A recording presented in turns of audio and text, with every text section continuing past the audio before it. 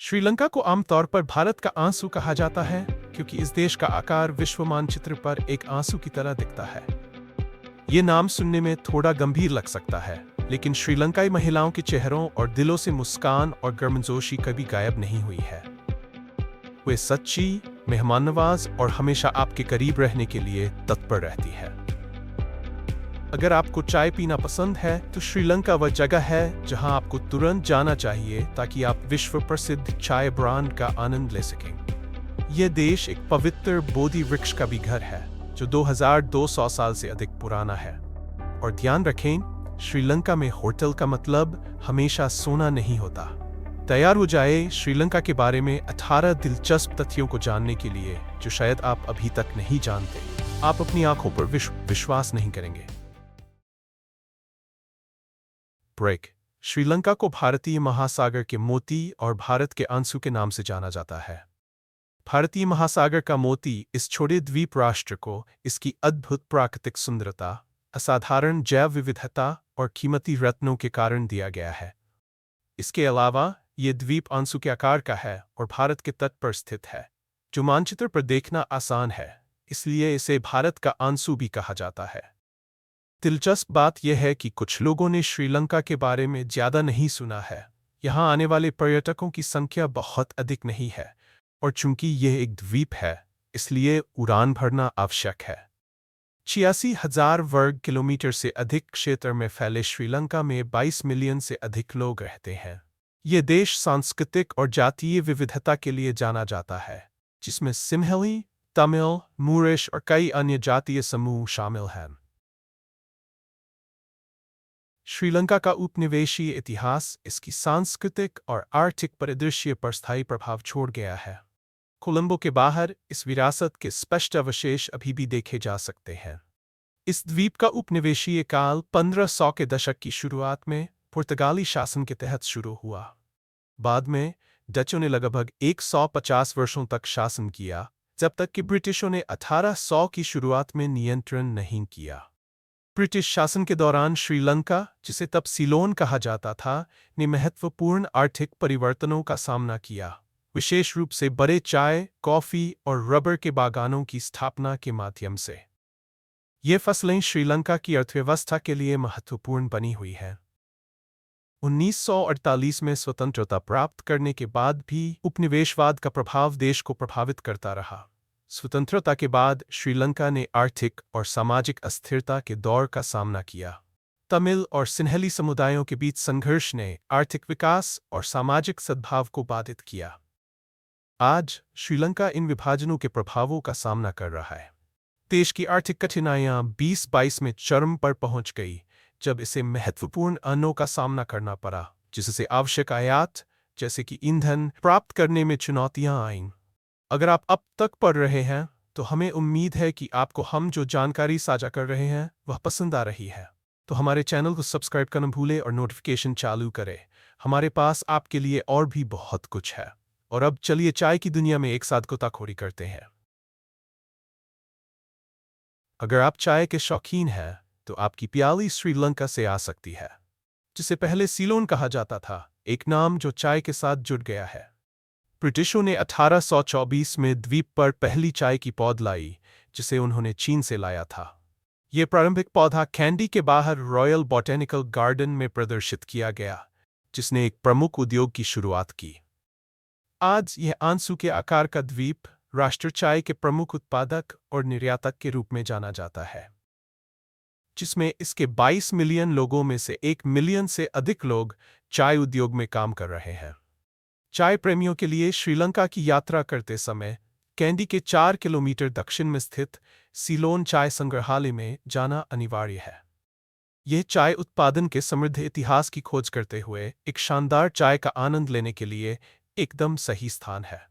यहाँ आपको चाय के अग्रदूतों जैसे जेम्स टेलर और थॉमस लिप्टन के प्रति समर्पित प्रदर्शनी मिलेगी, जिन्होंने चाय को यूनाइटेड किंगडम में दैनिक जीवन का एक हिस्सा बनाने में मदद की। जब आप श्रीलंका की यात्रा करते हैं तो पर्यटकों का अक्सर मुस्कान और सच्चे स्वागत से स्वागत किया जाता है, न केवल प्रसिद्ध पर्यटन स्थलों पर बल्कि ग्रामीण गांवों और छोटे शहरों में भी।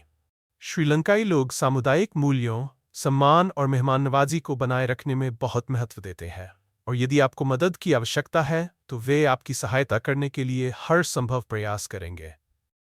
बच्चे हर जगह होते हैं जिज्ञासु और विदेशी लोगों को देखकर जल्दी मुस्कुराते हैं। उन्हें कुछ चॉकलेट या छोटे उपहार दें और आप उनकी अद्वितीय खुशी देखेंगे। श्रीलंकाई महिलाओं की एक अनोखी और विशिष्ट सुंदरता होती है। उनका आकर्षण केवल उनके रूप में नहीं है, बल्कि उनके भीतर से निकलने वाले ग्रेस और आत्मविश्वास में भी है। सामान्य शारीरिक विशेषताओं में एक स्वस्थ भूरा त्वचा, घना काला बाल और गहरी आकर्षक आंखें शामिल है, जो दक्षिण एशियाई महिलाओं के विशेष आकर्षण को दर्शाती है। श्रीलंकाई महिलाएं विशेष अवसरों पर पारंपरिक परिधान पहनती हैं, जिसमें साड़ी शामिल है, एक लंबा वस्त्र जो शरीर के चारों ओर लपेटा जाता है, जो उनकी गरिमा और शालीनता को बढ़ाता है। साड़ियाँ आमतौर पर जीवंत रंगों और जटिल पैटर्नों में होती है, जो श्रीलंकाई महिलाओं की कोमल प्रभावशाली सुंदरता को उजागर करती है। श्रीलंकाई महिलाओं को और भी आकर्षक बनाता है उनका आत्मविश्वास और कोमल स्वभाव। वे आमतौर पर विनम्र, दयालु और गर्म दिल वाली होती है, जो उनके दूसरों के साथ बातचीत करने के तरीके और अपने आप को व्यक्त करने के तरीके में स्पष्ट होती है। कनाडा की सारा ने साझा किया, मैं कैंडी में एक शादी में शामिल हो रही थी और यह मेरा पहला मौका था जब मैंने श्रीलंकाई महिलाओं को उनके पारंपरिक साड़ियों में देखा। जटिल डिजाइन और जीवंत रंग मंत्रमुग्ध कर देने वाले थे। मुझे याद है कि हर महिला ने कितनी गरिमा और स्थिरता के साथ खुद को प्रस्तुत किया। उन्होंने मुझे अपनी संस्कृति की कहानियां सुनाई, जिससे मुझे ऐसा महसूस हुआ कि मैं स्वागत और शामिल हूं, जिस तरह की उम्मीद मैंने नहीं की थी। जर्मनी के डैनियल ने भी ऐसा ही अनुभव साझा किया।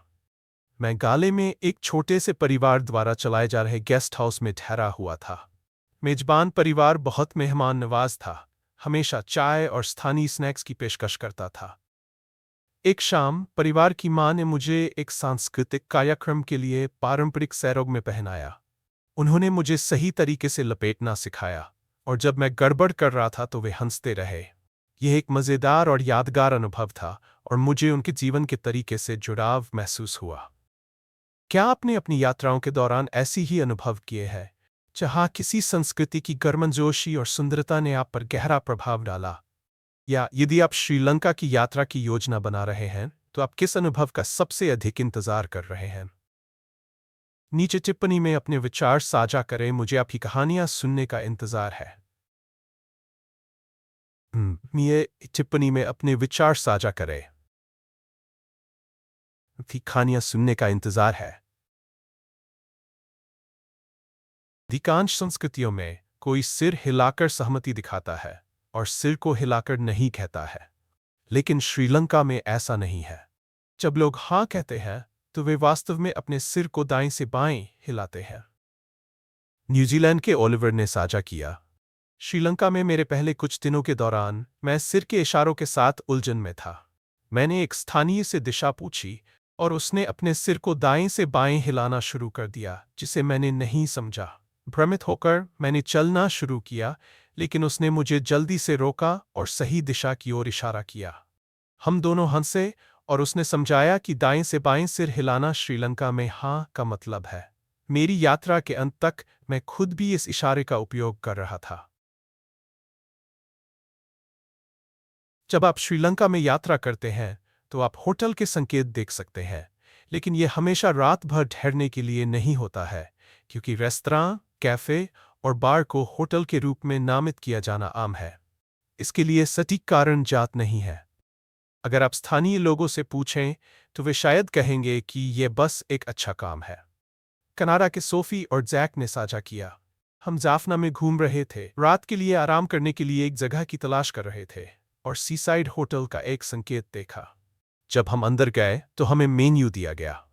जब हमने अपनी उलझन समझाई तो स्टाफ ने मुस्कुराते हुए बताया कि श्रीलंका में कई कैफे और रेस्तरां अपने आप को होटल कहते हैं। ये हमारे लिए हर बार जब हमने नया होटल संकेत देखा तो एक मज़ेदार मजाक बन गया। क्या आपने कभी अपनी श्रीलंका यात्रा के दौरान होटल को गलत समझा है? नीचे हाँ या नहीं टिप्पणी करें और अपनी कहानी सभी के साथ साझा करें। श्रीलंका की अर्थव्यवस्था कृषि, पर्यटन और स्थानीय रीति रिवाजों का मिश्रण है, जो इसके समृद्ध प्राकृतिक परिदृश्य से गहराई से जुड़ा हुआ है। यहाँ मैं आपको श्रीलंका की दिलचस्प आर्थिक जीवन रेखाओं के बारे में बताने जा रहा हूँ, चाय के खेतों से लेकर मछली पकड़ने की परंपराओं तक। श्रीलंका उच्च गुणवत्ता की चाय के लिए अंतर्राष्ट्रीय स्तर पर जाना जाता है, जो इसे दुनिया के शीर्ष चाय निर्यातकों में रखता है, जिसमें चीन और भारत जैसे उद्योग के नेताओं के साथ। चावल श्रीलंकाई व्यंजनों का मुख्य आधार है, जो द्वीप के मैदानों में व्यापक रूप से उगाया जाता है और लगभग हर घर में दैनिक रूप से खाया जाता है। मछली पकड़ना श्रीलंका की तटीय संस्कृति में गहराई से जुड़ा हुआ है, जहां आप हर तरह की नावें किनारे पर देखेंगे। मछली पकड़ने वाले समुदाय मेहनती होते हैं, अक्सर उष्णकटिबंधीय धूप में घंटों तक रहते हैं, जिनकी गहरी त्वचा समुद्र के पास बिताए जीवन को दर्शाती है। श्रीलंका का पर्यटन धीरे धीरे फिर से उभर रहा है, जहां आगंतुक इसके विविध प्रस्तावों की ओर आकर्षित हो रहे हैं। शानदार समुद्र तट, प्राचीन मंदिर, चाय के बागान और जीवंत त्योहार। बौद्ध हैं। श्रीलंका में एक सामान्य अभिवादन है। लगभग 70% जनसंख्या बौद्ध धर्म का पालन करती है। श्रीलंका में कई मंदिर हैं, जिन्हें उनके विशेष सफेद रंग और प्रवेश द्वार पर लगे बोधि वृक्षों से आसानी से पहचाना जा सकता है। बौद्ध धर्म को 3री शताब्दी ईसा पूर्व में श्रीलंका में लाया गया था और 2000 वर्षों से अधिक समय से इसे द्वीप पर राज्य धर्म माना जाता है। इस कारण से भारत के आंसू कि लगभग हर स्मारक और सांस्कृतिक धरोहर स्थल बौद्ध धर्म से निकटता से जुड़ा हुआ है। कई बौद्ध स्थलों को आज तक संरक्षित किया गया है, जिनमें से पवित्र बोधि वृक्ष, जिसे श्रीलंकाई लोग सम्मानित करते हैं, विशेष रूप से उल्लेखनीय है। ये वृक्ष, जो 2200 साल पुराना है, बोध गया के बोधि वृक्ष की एक शाखा है, जहां प्रिंस सिद्धार्थ ने 39 दिनों तक ध्यान किया और बौद्ध बने। श्रीलंका की बौद्ध विरासत में एक और महत्वपूर्ण स्थल टम्बुल्ला रॉक टेम्पल है, जो श्रीलंका का सबसे बड़ा और सबसे अच्छी तरह से संरक्षित चट्टान मंदिर परिसर है। यह अपने चारों ओर से 160 मीटर ऊंचा है और इसमें 84 गुफाएं हैं। यह अद्भुत स्थल कला प्रेमियों के लिए आदर्श है, विशेष रूप से 5 गुफाएं जो 2000 वर्ग मीटर में फैली हुई है, जिनमें बुद्ध के जीवन को विस्तृत रूप से दर्शाते हुए मूर्तियां और चित्र हैं। सड़क के कोनों और सार्वजनिक स्थानों पर कांच के फ्रेम में बंद बुद्ध की मूर्तियां आमतौर पर देखी जाती हैं, जो देश भर में एक शांतिपूर्ण उपस्थिति जोड़ती हैं। करी श्रीलंकाई व्यंजनों में एक आवश्यक सामग्री है। रेस्तरां गर्व से बैनर लगाते हैं, जिसमें लिखा होता है, यहाँ करी बुफे उपलब्ध है। दिन के किसी भी समय, नाश्ते से लेकर दोपहर के भोजन, अपराह्न की चाय या रात के खाने तक, चाहे वह पारिवारिक भोजन हो या बड़ा समारोह, करी के जीवंत रंग और तीखी खुशबू हर डिश में समाहित होती है। आगंतुकों के लिए ये एक अविस्मरणीय छाप छोड़ती है, क्योंकि समृद्ध अप्रतिम स्वाद एक अद्भुत पाक अनुभव बनाते हैं, जिसे एक बार चखने के बाद भूलना मुश्किल होता है। श्रीलंका एक जीवंत हस्तशिल्प परंपरा का घर है, जो इसकी सांस्कृतिक विरासत और कला को दर्शाती है। स्थानीय कारीगर, जिनमें से कई छोटे पारिवारिक स्वामित्व वाले कार्यशालाओं में काम करते हैं, लकड़ी को तराशने और रंगने का काम करके जीविका कमाते हैं। इसे शानदार स्मारिका और सांस्कृतिक कलाकृतियों में बदलते हैं। प्रत्येक टुकड़ा एक कहानी सुनाता है, जो अक्सर द्वीप के समृद्ध इतिहास, पौराणिक कथाओं और धार्मिक प्रतीकों से प्रेरित होती है। हाथ से तराशी गई मास्क, जटिल लकड़ी की मूर्तियां और बारीकी से रंगी हुई मिट्टी के बर्तन सबसे लोकप्रिय वस्तुओं में से हैं। कुशल कारीगर अक्सर स्थानीय लकड़ियों जैसे कि टीक और महोगनी का उपयोग करते हैं। प्राकृतिक रंगों और चित्रण तकनीकों के साथ रंग जोड़ते हैं, जो पीढ़ियों से चली आ रही है। ये शिल्प, जो हलचल भरे बाजारों में या छोटे गांवों की कार्यशालाओं से सीधे बेचे जाते हैं, इन कारीगरों के लिए जीवन यापन और परंपरा दोनों का प्रतिनिधित्व करते हैं। इन वस्तुओं को खरीदते समय थोड़ा मोलभाव करना अपेक्षित और यहाँ तक कि सराहा जाता है। सामान्य मांग मूल्य 2 लाख से 4 लाख श्रीलंकाई रुपये के बीच होता है। हालांकि अच्छे मोलभाव के साथ कीमतें काफ़ी कम हो सकती हैं। याद रखें, श्रीलंका में औसत आय मध्यम है। वर्तमान में न्यूनतम वेतन लगभग 26,000 श्रीलंकाई रुपये है। या लगभग 1,20,000 भारतीय रुपये।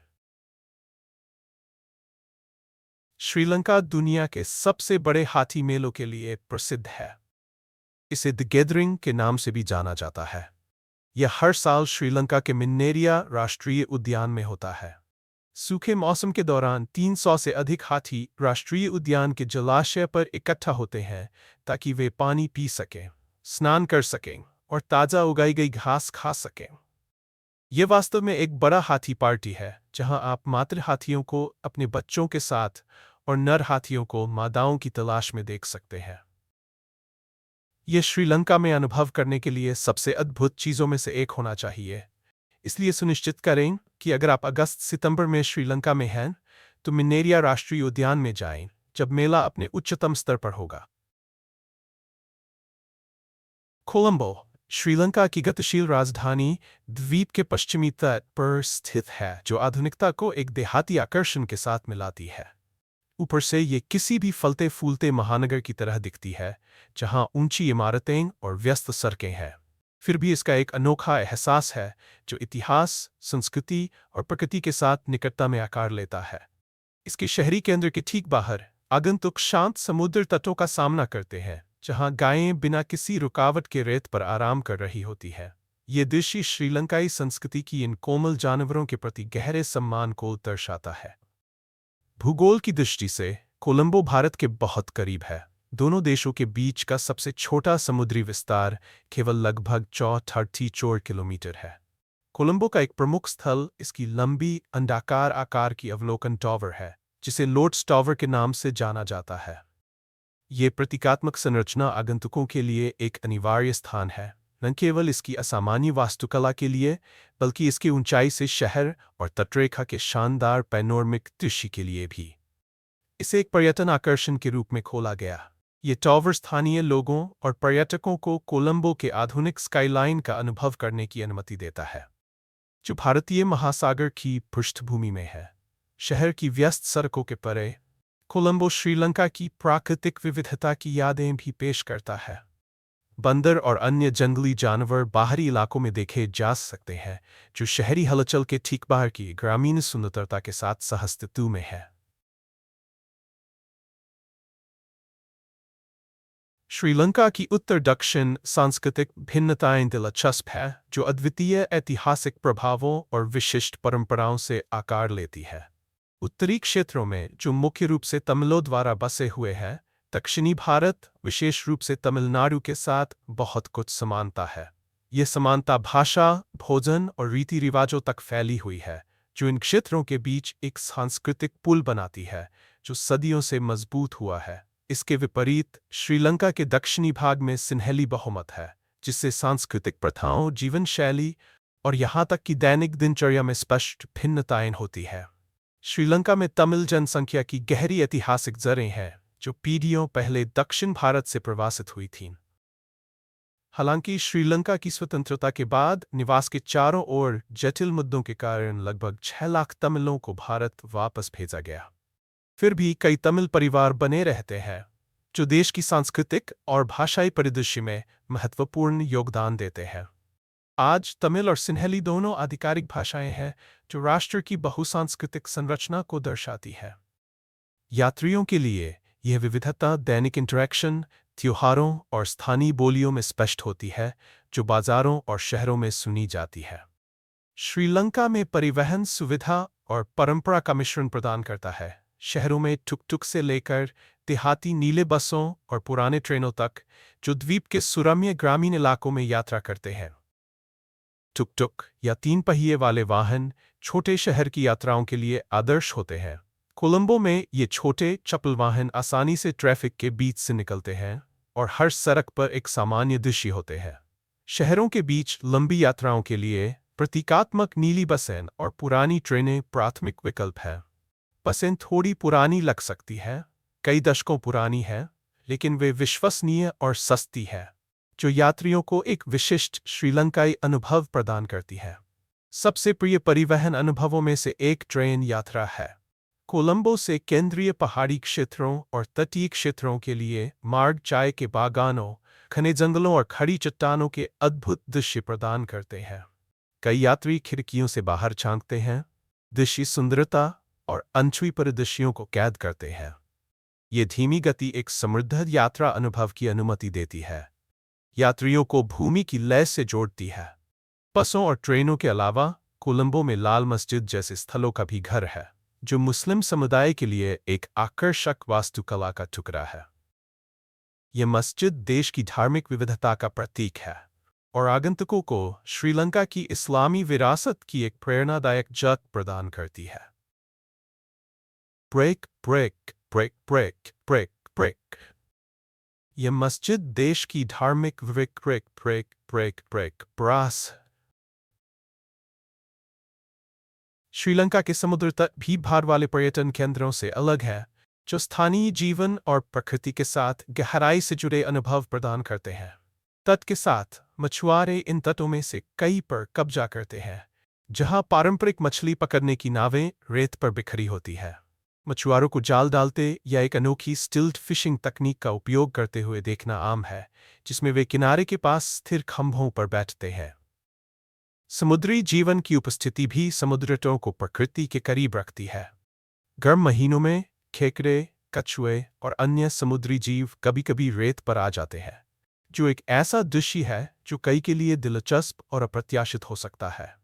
जबकि यह प्राकृतिक इंटरैक्शन कई लोगों को आकर्षित करता है, कुछ पर्यटक इसे असामान्य मान सकते हैं, जिससे वे अन्य स्थलों को पसंद करते हैं। परिणामस्वरूप श्रीलंका के समुद्र तट अपेक्षाकृत शांत रहते हैं, जो उन लोगों के लिए एक आदर्श सेटिंग है जो शांति और भूमि के साथ एक संबंध की तलाश में है। श्रीलंका के दक्षिणी तट, जो विशाल भारतीय महासागर का सामना करता है, पेशेवर सर्फर्स के लिए एक प्रिय गंतव्य बन गया है। यहाँ शक्तिशाली लहरें आती हैं, जो अनुभवी सर्फर्स के लिए चुनौतीपूर्ण सर्फ ब्रेक प्रदान करती हैं, जो कच्चे अनियंत्रित अनुभव की तलाश में होते हैं।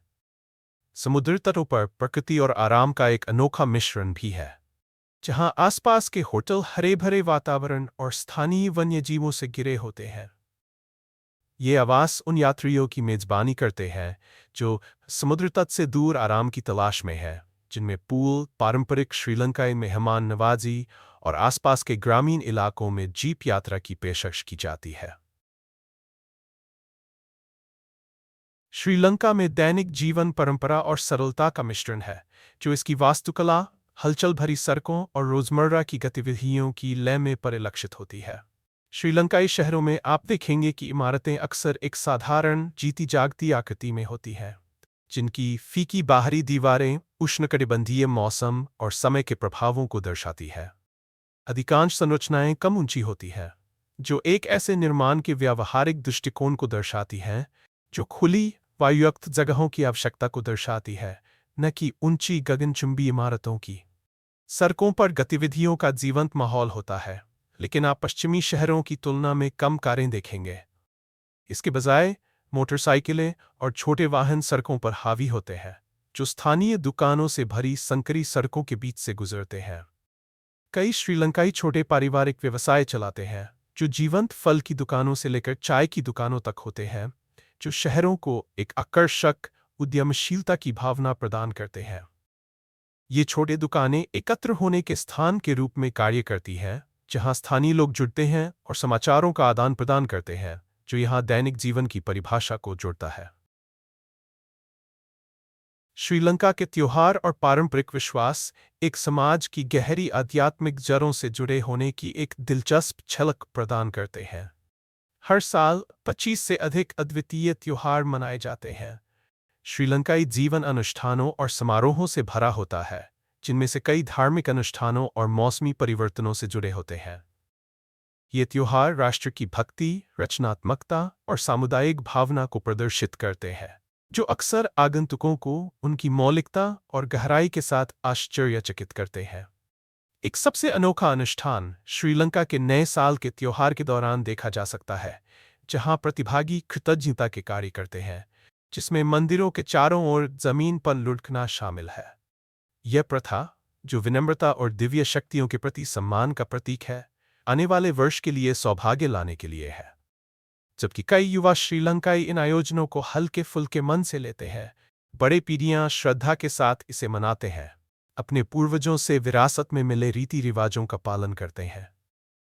एक और प्रसिद्ध घटना कैंडी में इशाला पेरहेरा है, जो एक भव्य 10 दिन का त्योहार है जिसमें नर्तक, ड्रमर और भव्य रूप से सजाए गए हाथियों की एक परेड होती है।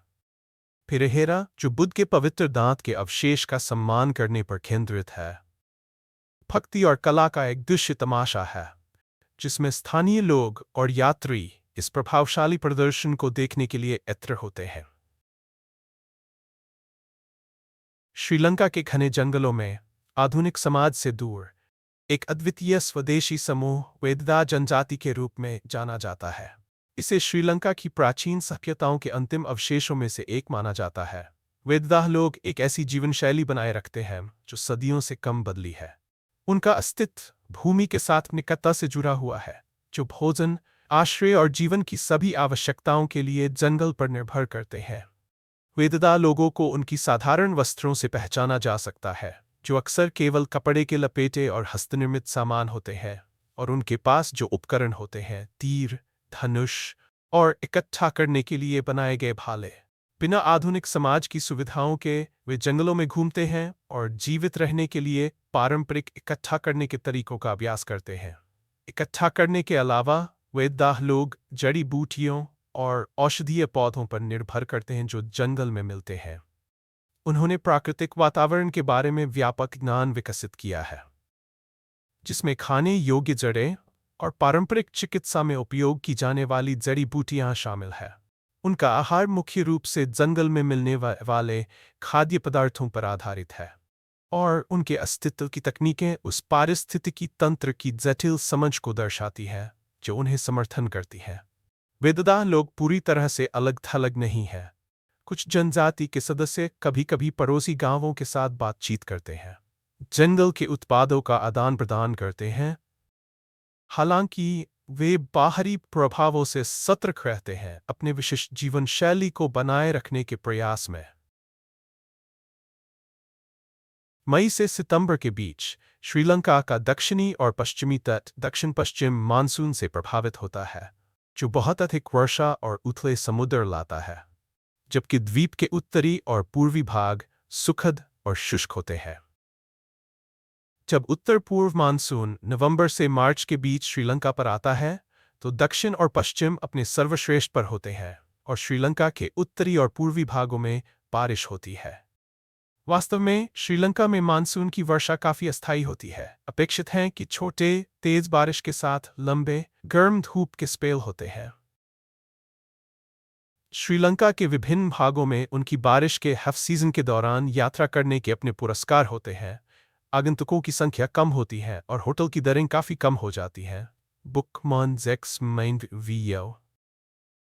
अगर आपको आज का वीडियो पसंद आया तो कृपया लाइक बटन दबाएं और चैनल को सब्सक्राइब करना ना भूलें। आपका समर्थन हमारे लिए बहुत मायने रखता है। अभी आपके स्क्रीन पर जो वीडियो दिखाई दे रहा है, उस पर क्लिक करें। मुझे पूरा यकीन है कि आपको ये कंटेंट पसंद आएगा। नीचे कमेंट करें कि आप अगले किस देश को हमारे चैनल पर देखना चाहते हैं। देखने के लिए बहुत बहुत धन्यवाद और अगले वीडियो में मिलते हैं। इस अद्भुत साहसिक कार्य में हमारे साथ शामिल होने के लिए धन्यवाद। अपने विचार कमेंट में लिखें, हमें लाइक करें और अधिक जानकारी के लिए सब्सक्राइब करना न भूलें। आपसे अगली बार मिलेंगे।